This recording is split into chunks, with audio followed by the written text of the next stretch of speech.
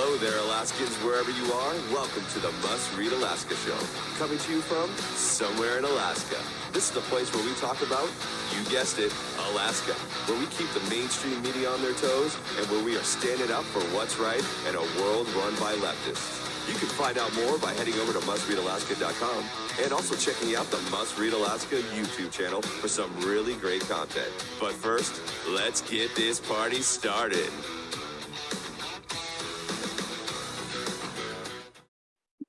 Well, welcome everybody to the Must Read Alaska Show. I'm your host, John Quick, coming to you live from somewhere in Alaska.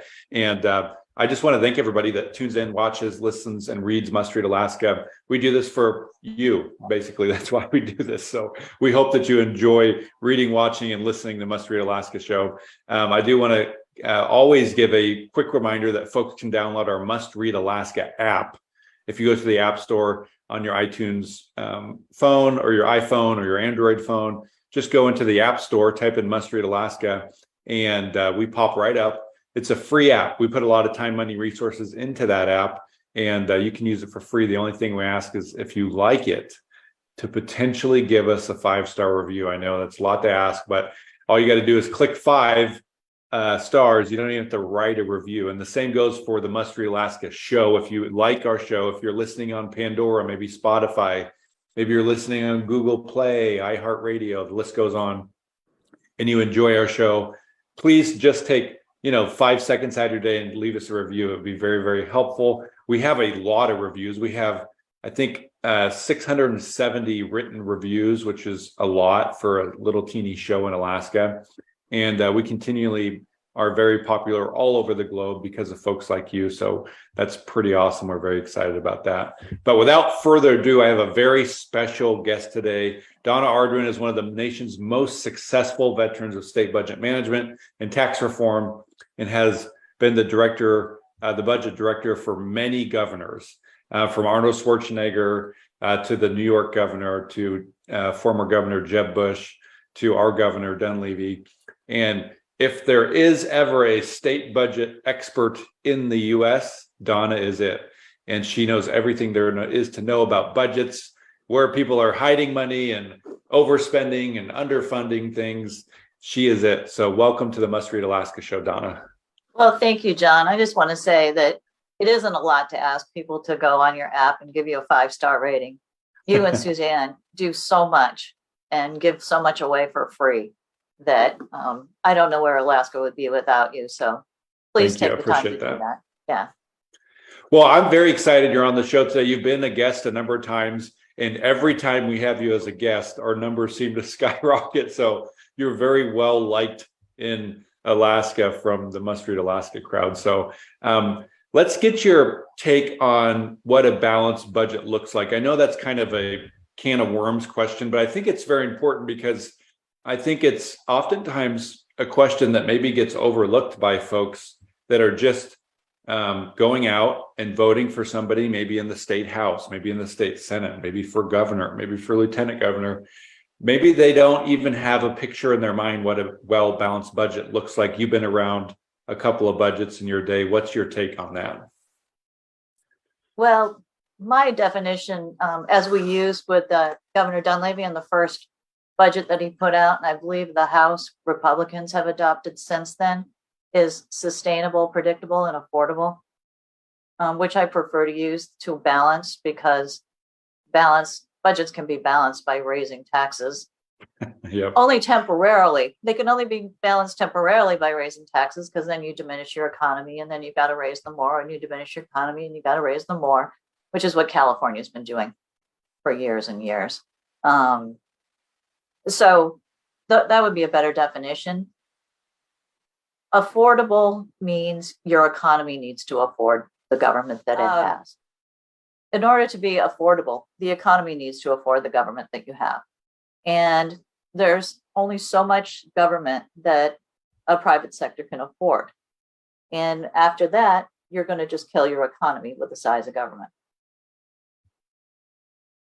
So we've touched on this before, maybe in one of the first times we had you on, but I think also this is very important to get your perspective on, because I think your perspective is the perspective of an expert, there's very few folks that exist in the United States that are as big as the budget expert as you are. And so what's your take specifically on the Alaska budget? I think a lot of conservatives, they think it's too much union, too much this, too much that. What do you think that the Alaska budget is too bloated? Give us your thoughts. Yeah, so I was thinking just now about some slides that I had at a presentation up in the Matsu recently. Florida's government spends a quarter of what Alaska spends per capita. Florida's economy is enormous and growing. People are coming to Florida in droves. Alaska's economy cannot afford the size of government it has. And that government has very little overlap with the economy. So all of that government that you're paying for in Alaska, and I know you're paying for it indirectly, so it doesn't feel like you are, but you are, because it's money that's not in private hands. And so all of that government that you're paying for is also not efficient. In Florida, you have not only a much smaller government, but that government is efficient toward working for people to not be dependent, not to have welfare dependency, not corporate welfare dependency, not to embolden and enlarge and employ unions. In Alaska, you get just the opposite. Huge government, crushing out the private sector, and the government that you're paying for is not doing anything positive, not anything, but not a lot positive for your economy. Yeah, I think Alaska has one of the worst economies in the United States. We're consistently 45, 46, 47, 48, 49, 50, and things don't seem to be changing. So to your point, we hear things like from the Democrats, well, we're going to need an income tax to offset some of these high permanent fund checks. When you hear things like that, does it make you cringe off of an already bloated budget? Well, cringe, multiple cringes. First of all, even when Republicans talk about to pay for your dividend, the permanent fund pays for your dividend. It should never be conflated with the budget at all. If they're talking about raising an income tax to pay for government, which is a more legitimate discussion, I would say you're raising an income tax to, put the final nail in the coffin of the state's economy, which is already the worst in the country, or one of the worst by any measure. And a state income taxes kill good economy. So it would be the worst thing that you could do. So do you think that there's hope for the Alaska economy? Do you see, is there room for big cuts? I mean, you've opened the books, you've seen the books, probably more than most people that will listen to this show. Is there room for big cuts, drastic changes still in the Alaska budget? There's room for overhaul policy changes to the budget. And good policy and good budgeting go hand in hand. So I like to not think of it as cuts as much as when you improve your policy, you become more efficient. You become more effective and you become more efficient. You'll need less government if you're doing the right things with government. Again, look at Florida. Look at Florida's reading scores compared to Alaska's. Mississippi just did it. West Virginia is doing it. I mean, there's, talking about school choice, for example. And those things just make you not only more efficient, but they'll improve your economy at the same time. And by the way, when you improve your economy, you can afford more government, but you can't crush your economy with government programs that make people and corporations dependent upon your state government. When people become dependent, of course, we've seen this nationally now as well, but you've had that going in Alaska for a long time. And when people and corporations and your businesses are all dependent, not for profits, you have so many of them dependent upon state government, then you're spending money to your own detriment. So let's not talk about cuts, but let's talk about overhauling some policies. In addition to that, there's a report that just came out. I was just taking a look at it on your economic development agency. all of these so-called corporations that are part of state government I might have talked about this before, but they're off the books. There's no oversight of them from the legislature, and they're spending money to the detriment of the economy rather than improving it. So there's a lot you can do without having to do things that reducing money for things that are important. Yeah, these quasi-state governments that get kind of like a blank check cut to them with zero to little accountability are supposed to be helping the private sector, but oftentimes I think they just replace the private sector, and it's just more and bigger government, essentially. Right. And well, let's even talk about the Permanent Fund Corporation. Made some news lately with its investments in FTX. Yep. Right.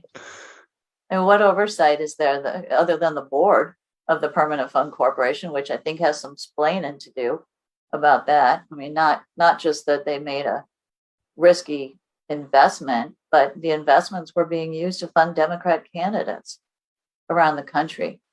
So where's the oversight on those things?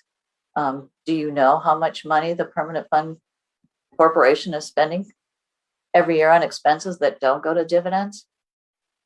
Hundreds of millions of dollars. Probably a lot of money is my guess. Yeah, more than any Alaska would like, and hundreds of millions of dollars, as I hear you just said, would probably make the average Alaskan cringe and want to do this because they would just be furious. No, it should be going to Alaskans in the form of a dividend. So we just had elections here in Alaska, which most places around the U.S. did.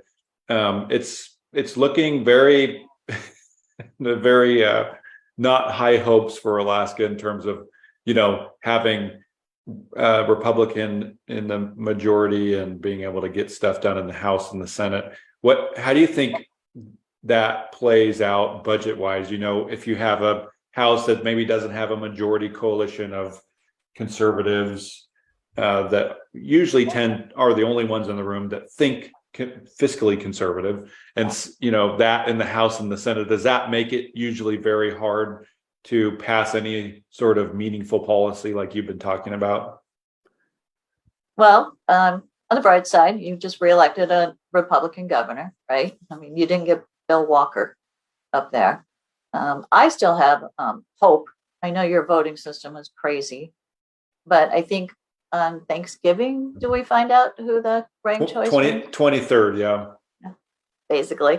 So I have hope. I have hope that you can get a Republican organized House, which would be fantastic. And I think that working with the governor, they could get a lot done. If that doesn't happen, in Alaska, you have a very, very strong minority.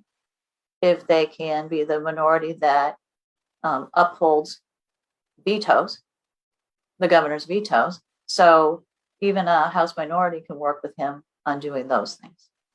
Yeah. If there is anybody listening that's in the House that's a Republican, I just want to encourage you to stay strong, because even if you can form a coalition and you just have barely enough people to form it, the conservatives in Alaska would be very appreciative if you stay strong with your very small numbered coalition. We would really, really appreciate it. The minority did that last year, but we have a chance to have the majority this year, and that would be awesome if we were able to do that in the House. I agree with you. Yeah, I just heard Kathy Tilton on the Michael Duke show, and she gave me a lot of hope. I mean, she sounded very positive. Nice. So what about national elections? Let's get your take on how does, not necessarily elections, but how does the U.S. sustain these enormous budgets? Some would argue that even Donald Trump had some pretty big budgets under his tenure. How do we sustain this? It seems, the debt just seems to be racking up, from COVID to just big, huge budgets, and, college tuition checks that were out, potentially out for 4 months before that judge killed it. But these budgets are just nuts. How do we sustain, $16 trillion or whatever it is in deficit as the supposed to be one of the leading countries in the US or in the world. Yeah. So it's similar to what we just discussed on state budgets, that the economy needs to grow to support the size of the federal government. And as long as you have policies that even if the federal government is spending more, they're also growing GDP even more, then they can sustain spending, not Biden kind of spending, but Trump, part of it, the deficits came from cutting taxes initially. But if those tax cuts were left to continue to grow without the spending growth that Biden brought us, then you could have your GDP growing at, say, 4% a year instead of being in a recession. Then you could sustain the size of government that, say, a Trump had, but certainly not what we've seen lately. You mentioned the student loans, and we were talking about elections. Of course, that was a potentially sort of brilliant political ploy, but it got a lot of young people, deceived them, but got a lot of young people, this hope that this was going to happen for them, and perhaps they, took the time to mail in a ballot, which they normally wouldn't be, showing up in person, but they were deceived, and people were deceived with the strategic oil reserves, and so there were a lot of things that happened in this election that aren't sustainable, and I think that a couple of years from now, we'll have strong leadership, and we won't be, these deceptive policies probably won't be able to catch the excitement of young liberals across the country. That being said, bright spot in the election was, now we found out that we have a majority in the House of Representatives, Congress. Woo-hoo! Yeah, and Kevin McCarthy, Speaker. He was the GOP leader, the minority leader in the California Assembly when I worked for Arnold Schwarzenegger, and he did a fantastic job, pulling together policies from a minority. So I'm really nice. looking So forward. you've seen him in action, able to accomplish some things. Yeah, he's going to have a rough time going back to economics. I mean, to your point, got to pull back on the spending. Can't keep doing these Biden-esque policies. But at the same time, things are probably going to get worse before they get better economically. So he's going to have to, hold down this spending, despite Biden and Chuck Schumer, and at the same time probably get blamed for further recession that was set in place. Oh yeah, over the last 2 years. So it's going to be a tough time for him. But Arthur Laffer, who I have the privilege to work with, one of my favorite people on the planet, always says, it took us a Jimmy Carter to get us Ronald Reagan. And that makes us hopeful.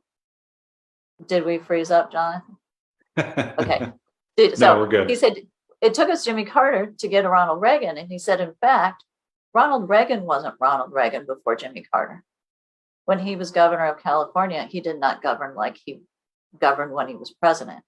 And it was because Jimmy Carter era woke him up to, okay, we've got to do these things. We can't just appease people. We can't keep going along to get along. We've got to make changes. And I think that our next president, who will surely be a Republican, will have that same vision coming out of this Biden era, which is arguably worse than Carter. Yeah, hopefully that's a Ron DeSantis, because I think he would make an awesome president, and he can excite some of that young base. And I know Trump's probably going to run again, but Trump, it's going to be tough to beat Trump. But DeSantis, man, he's got a lot going for him, and I hope that he keeps at it, because man, he offers a lot of hope and also humor to politics. He is good with the one-liners, man.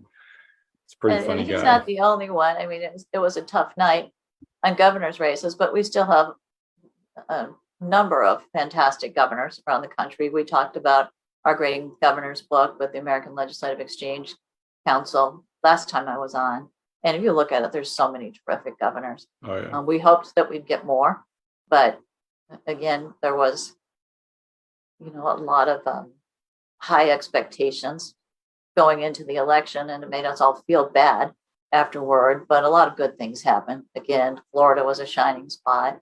There were other states. Ohio's governor got elected by even a higher margin than DeSantis. We got Sarah Huckabee Sanders in Arkansas, which is, of course, a red she's state. awesome. But she's awesome. Of course, we still have Kristi Noem and those who weren't. We weren't worrying about her on the ballots this last time. So there's a lot of great and Nancy states. Pelosi doesn't have a job anymore. So And Nancy Pelosi doesn't have a job anymore. So there were so many bright spots. I have hope. Also, we talked about these last minute sort of ploys, and the timing of the Roe decision, right? Which, I mean, the Supreme Court did absolutely the right thing. Should have happened back under the Nixon administration, but it was constitutionally the right thing. But people are confused.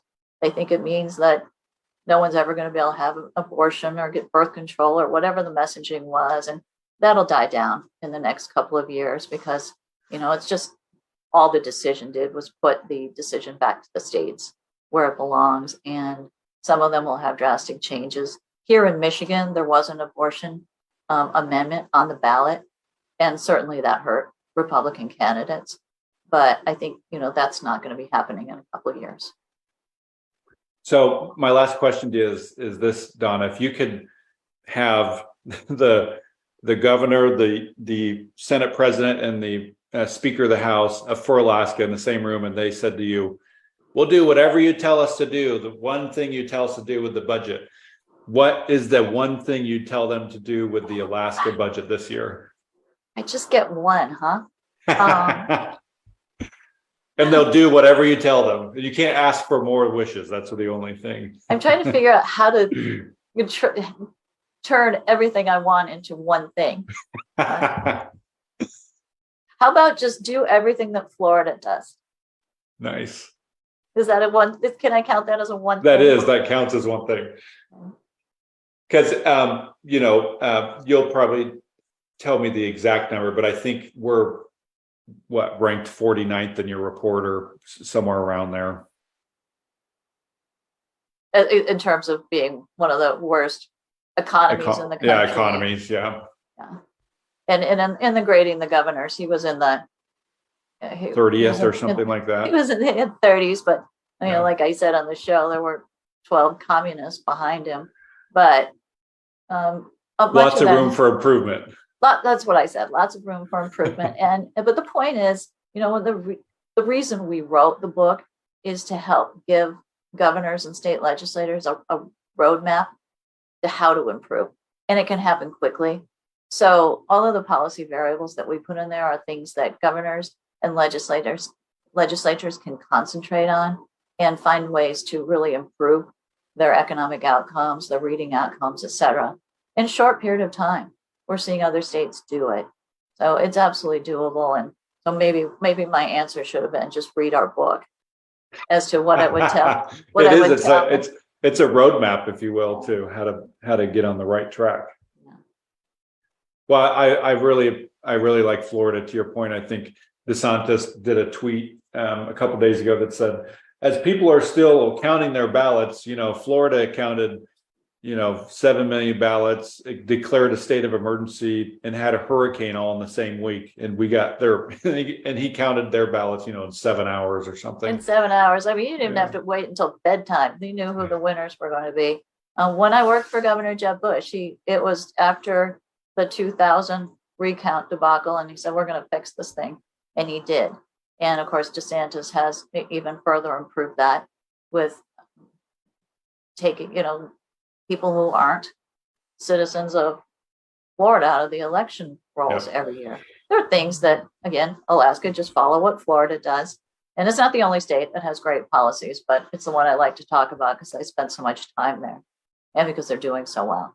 But yeah, there's a lot of things that you can do in Alaska. So Donna, any last minute? Notwithstanding ranked choice voting.